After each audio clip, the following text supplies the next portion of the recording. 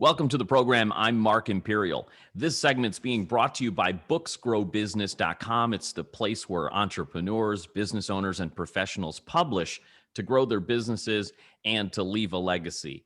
We're doing a series of spotlights on remarkable people, places, and things from across the country and even in your town.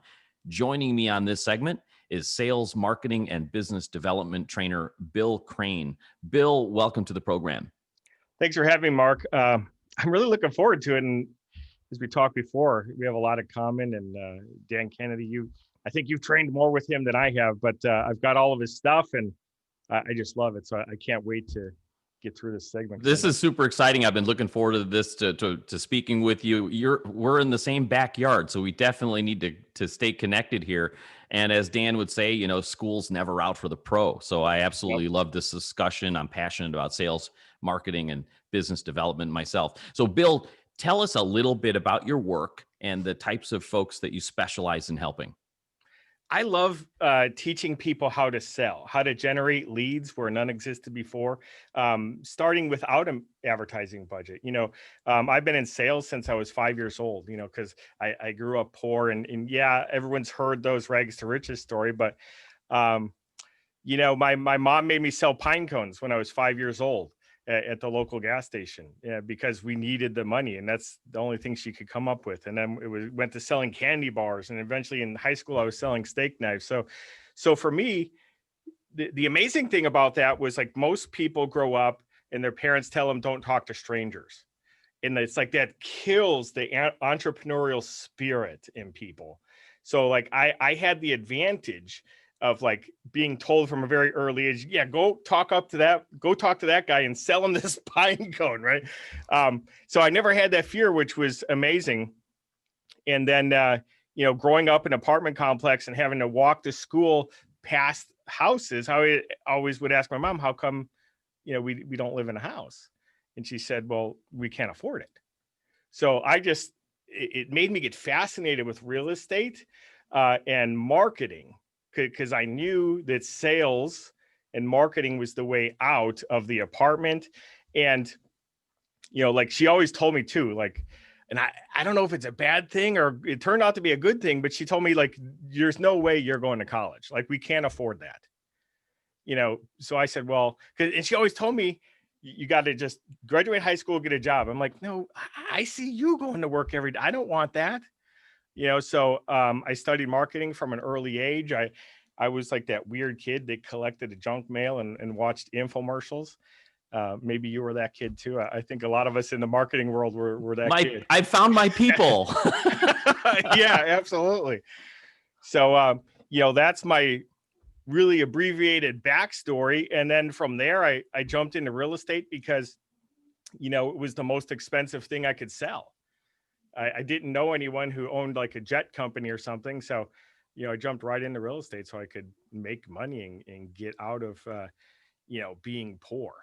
So now the folks that you help now in sales, which is hey, let's face it, it's the priceless skill that few talk about or recognize. It's the thing that like nothing happens until somebody buys something, right? The folks that reach out to you and work with you, tell us a little bit about them, the fields they're in, and what do you help them with?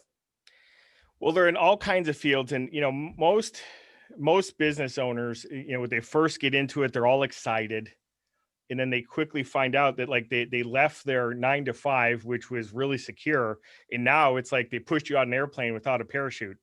You got to figure out how to make a parachute on the way down. Right. So what I love doing is showing people how to generate those leads organically, because it's all about marketing. It's about message creation. And not only that, but even if your message is totally on point, if you can't deliver it in the way that they want to hear it, it's just going to fall on deaf ears. So it's about lead generation, creating that brand, that story that resonates with people, so that you can then help them. Because for me, it's like, yeah, I've done a lot in my life, but like what I've really done is unimportant. What really matters is the results of my students. And the most rewarding thing, I'm sure you can relate, is when you see the look on that person's face when they realize that they're never going to have to worry about where their next paycheck is coming from, it's just ultimate freedom. It's like, boom, like we're lucky to live in America, but the American dream ain't free. And if you don't know how to generate, you know, I'd love to say unlimited funds, but if you don't know how to generate more money than you need every month without even have to thinking about it, then you're not free. It's just you and I know the power of salesmanship, but there's misconceptions out there. Some people say, "Oh, I'm not a good salesman, so that's not the line for me." But you and I both know that it's like you're not always. Most people aren't born a salesman, but you can become a salesman. What do you think? Why does sales have such a weird stigma around it, and people don't really quite understand it or respect it?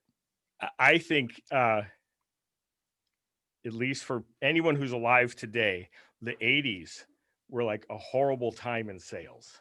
And it has a long lasting residual effect. That was the churn and burn, ground and pound era of sales. And I used to be that guy. When I first got into real estate, before that, I had a construction company, but I realized that, okay, the worst thing about the construction company is I sold the job and I loved it. Then I had to go do the job. I'm like, wait, this is horrible. But I didn't go to college. So I had that thing in the back of my head that like, I didn't know. Like, so I thought it was hard to hire people, so I was afraid of it. So I'm like, okay, well, I have to find a different industry. And I was always fascinated by real estate. So I'm like, I can probably make more money selling houses than I'm making remodeling them. So then, I went into real estate and then it was true. But so I went there and I asked my broker, okay, guy's name was Ed Hill. Maybe he's listening. Hey, Ed. And I said, when does the training start? I know how to sell, but I don't know real estate. I need the training. And he's like, well, we don't have any training. Like, you're supposed to know what you're doing already when you come to Remax. I'm like, what? It's like, well, hold on a minute. So he goes in his broom closet and gets out these tapes from like 1980 from Mike Ferry. Anyone that's in the real estate knows who that is. And he taught that typical, just churn and burn cold calling stuff. And I'm like, well, this sucks. Like people were calling me every name in English that I knew, and then all kinds of other languages too.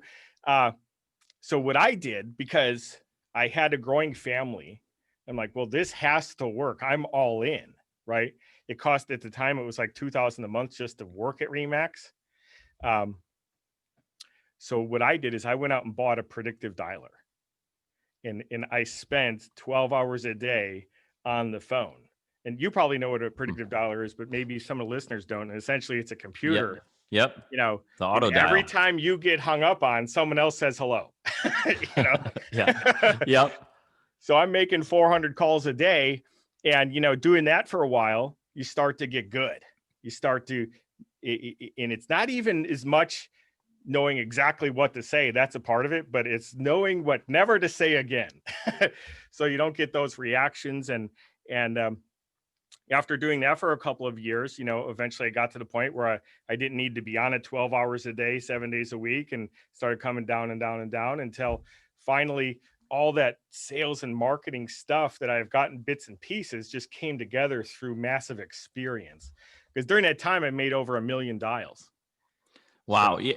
And that's where, as you mentioned, the churn and burn era of the 80s and where salesmanship was like, you could see it. They even portrayed it in the movies as slimy. And it really got an undeserved like bad name, because I just feel it's because so many untrained people did it so poorly that nobody quite understands what salesmanship really is. Yep, exactly. And there was an event that happened to me that told me I was doing it all wrong.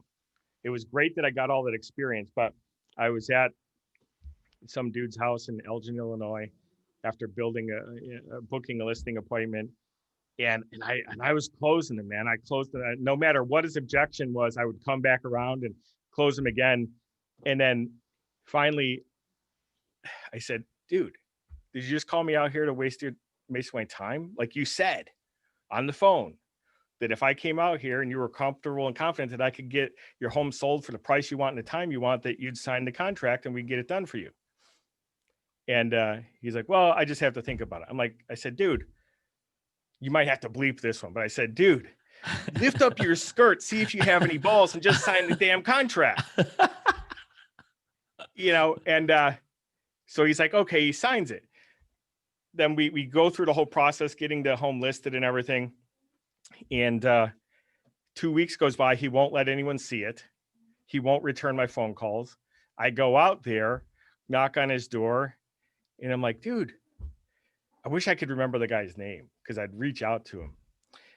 And I said, what's going on? And he said, well, why won't you let anyone look at the house? You won't return my phone calls. He's like, because I don't want to sell my house with you. And I said, then why'd you sign the listing contract? He said, it's the only way I could get you to leave. Oh my goodness. And I said, and like, it just hit me like a ton of bricks. Like, okay, this is wrong. Like, it's super successful and it works, but it's the wrong way of doing it. And I like shifted instantly.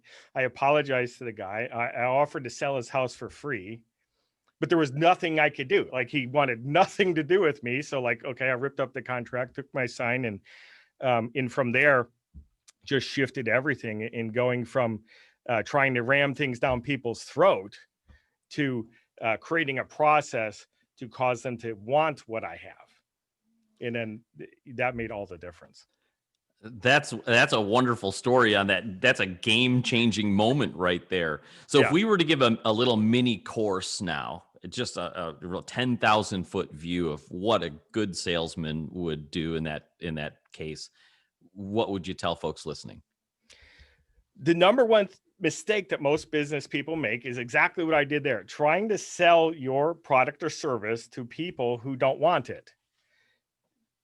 Like, so you might go to random people, like a lot of real estate people, they'll cold call right on the phone book because for some reason they don't want to call for sale by owners because they believe that for sale by owners are listed that way because they don't like real estate agents.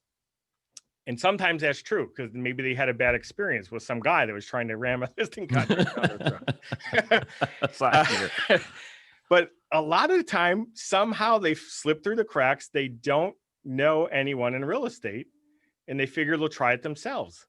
So at some point I learned that they're help wanted signs. So the secret to any business is selling people the solution that you have that they want. So it's find people that want what you have and tell them you have what they want. It's like ridiculously simple. And so most people try to go too broad, so it's hard to find your dream customer. But if you create that laser beam focus of who your dream customer is, it's actually like super easy to cherry pick them. And they just show that, like, if you know your business, then that means you know the problem you solve, and you should know exactly with laser beam specificity who has that problem. And then it's just a matter of getting out in front of them and saying, hey, yeah, I solved that problem. And then all of a sudden life and business is easy. So Bill, the process on the surface sounds simple. There's a lot of little fine details that people can master along the way, and it's all about mastery. So folks listening now that may have sales teams, maybe they want to polish their own personal skills, or want to bring you into their organization perhaps, how can they find you now, learn more, and connect with you? If someone just wants to check me out, they can go to billcrane.com. That's my overall, what I call a hero page. It's got all the cool things I've done on there and a link to my books if someone wants to get one. They can also go to 2 Comma Coach if they want to apply for my attention on a one-on-one basis. Or if they just love free stuff, they can go to a site that's proven2profit.com, the number 2, proven2profit.com, and they can download a free copy of my books and get all kinds of other free gifts and trainings. And there's no spam attached to it. Fantastic. Bill, I really enjoyed our conversation. I'm really glad that we got to connect here, even though we probably crossed paths in the radio station many a time and not realize it. Glad to connect with you here. I appreciate your time and sharing with my audience, and I wish you continued success for you and for all of your clients. Thank you so much, brother. I look forward to next time. That was Bill Crane, sales, marketing, and business development trainer. And this segment's been brought to you by booksgrowbusiness.com. It's the place where business owners, entrepreneurs, and professionals publish to grow their businesses and to leave a legacy. That's all for this episode. I'm Mark Imperial, and thanks for tuning in.